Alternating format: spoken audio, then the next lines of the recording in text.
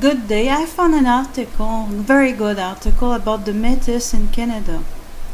Metis are people of mixed European and indigenous ancestry and one of the three recognized Aboriginal peoples in Canada.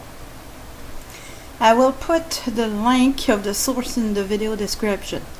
Metis are people of mixed European and indigenous ancestry and one of the three recognized Aboriginal peoples in Canada.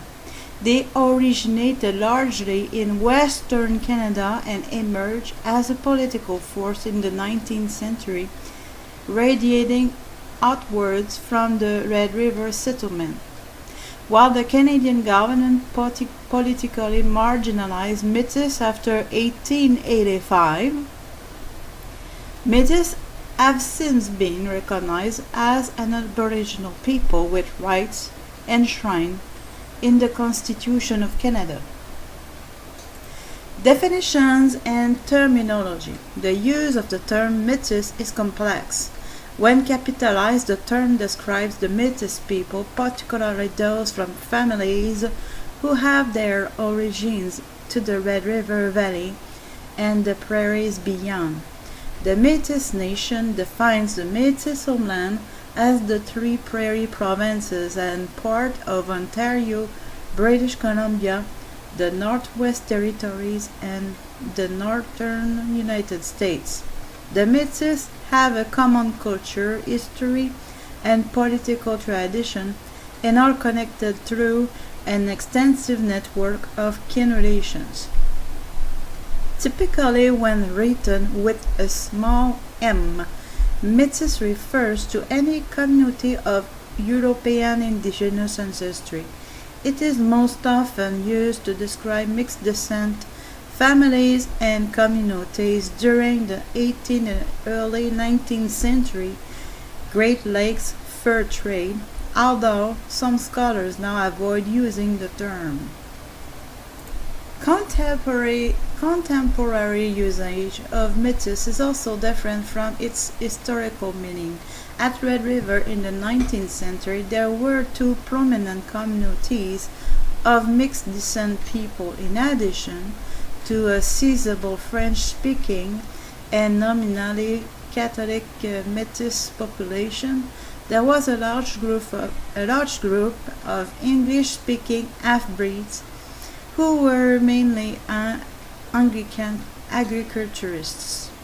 While these interrelated communities were considered to be somewhat distinct constituencies, even though the boundaries between them were quite porous, the derogatory nature of the term half-breed between commas have caused it to fall largely into disuse. Thus, the contemporary meaning of Metis between commas typically includes people of both French and English-speaking heritage. There are also Canadian legal definitions that further complicate Metis terminology. Section 35(2) of the Constitution Act recognizes Indian, Inuit, and Metis peoples as Aboriginal peoples under Canadian law, yet despite several Supreme Court of Canada decisions, Metis Aboriginal rights and who may possess these rights remain, for the most part, undefined. Metis communities in Canada. There are peoples of mixed ancestry throughout Canada. Some of the earliest such people were identifiable in the Atlantic region in the 17th century. There is, however, growing academic consensus that there are no Metis between commas in Eastern Canada, since their ancestors did not identify as mixed descent communities. Labrador Metis between commas, for example, have dropped Metis for this reason, and instead prefer a term their ancestors used to define themselves, Nunatu Kavuk. Nunatu Kevut.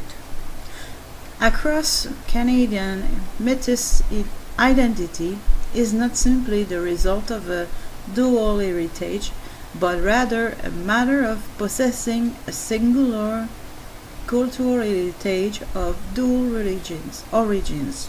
Someone of Cree and French-Canadian descent would be considered Metis not solely by virtue of their mixed descent, but whether they have Metis heritage. The Great Lakes communities. The first small Metis communities emerged during the Great Lakes fur trade in 18th century. Great Lakes indigenous diplomatic and economic protocols encouraged French fur traders to establish family connections through marriage and ceremonial adoption with prominent indigenous families in the region. Such unions with Aboriginal women, referred to as marriages à la façon du pays, according to the custom of the country, usually involve mutual commitments with the local indigenous kin and communities. French traders often live out their lives with these families, whether formally employed at the forts or subsisting as gens libres. French and Metis freemen who supplied the posts or served intermittently as guides, interpreters, or voyageurs. Game, fish, wild rice, and maple sugar furnished sustenance, supplemented by small-scale slash and burn agriculture. Over time, small groups of mixed families situated themselves in specific economic niches, which may rising to economic and social prominence throughout the Great Lakes region. Numerous American and Canadian towns and cities like Fort Gracieau and Michilimackinac in Michigan, Sault Ste. Marie, Ontario, Chicago and Peoria in Illinois, Milwaukee, Green Bay, and Prairie du Chien, Wisconsin, are originated as Metis outposts. Scholarship has suggested that the application of the term Metis between commas in the Great Lakes region at this time is problematic, since these mixed communities favor terms like Sauteurs, Bois Brûlés, or Chicot. While the term Metis appears occasionally in contemporary writing, it was used predominantly by outsiders to make sense of a complex set of relations between indigenous communities and their relatives, not necessarily by the Great Lakes Metis themselves. Likewise, the term Metis did not make its way into common language at Red River until the early 19th century, several years after the decline of the Great Lakes fur trade and the mixed communities it supported. Despite this distinction in terminology, the Metis of Red River and the Metis of the Great Lakes often intermarried in bound kinship connections with one another. The Western Metis, the success of the fur trade in the region that the Hudson Bay Company called Roper's Land also relied on intermarriage. While the company initially attempted to suppress these country marriages, the effectiveness of these unions in establishing trade networks, along with the successful use of intermarriage by the rival Northwest Company, convinced the HBC, which is the Hudson Bay Company, to modify its policy. Initially, the children of these marriages lacked the distinct community and economic base upon which to build a separate entity and identity.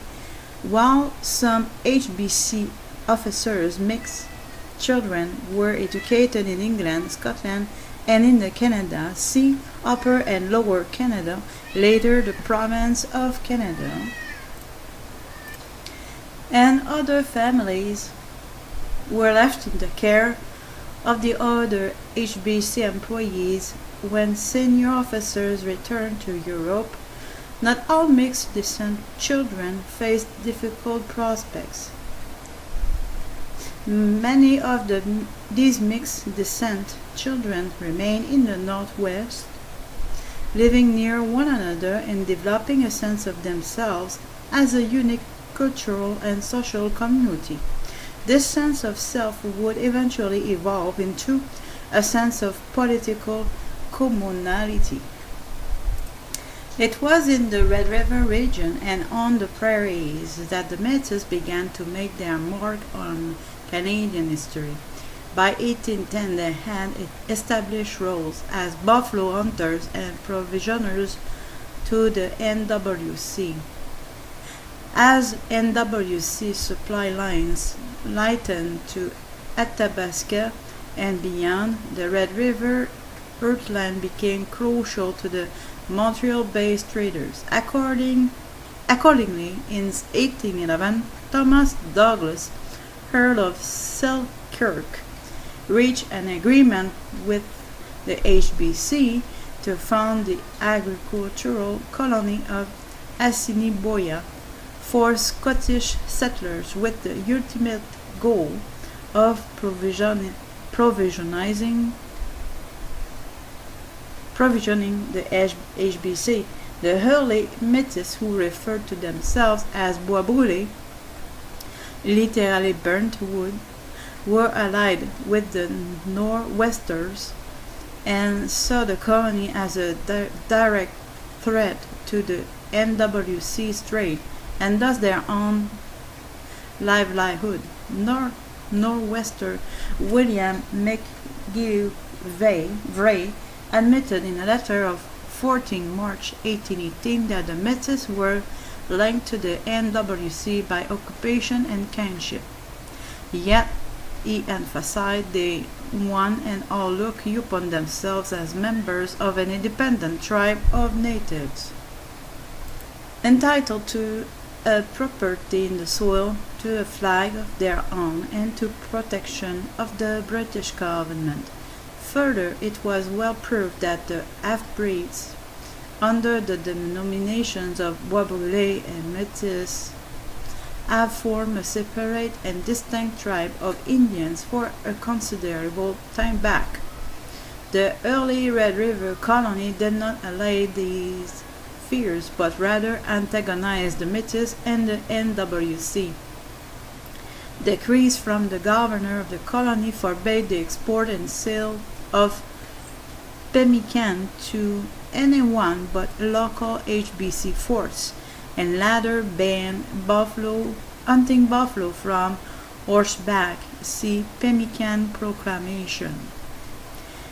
These were direct economy sanctions against Metis families who provisioned the NWC with pemmican made from buffalo meat, which had been hunted on horseback.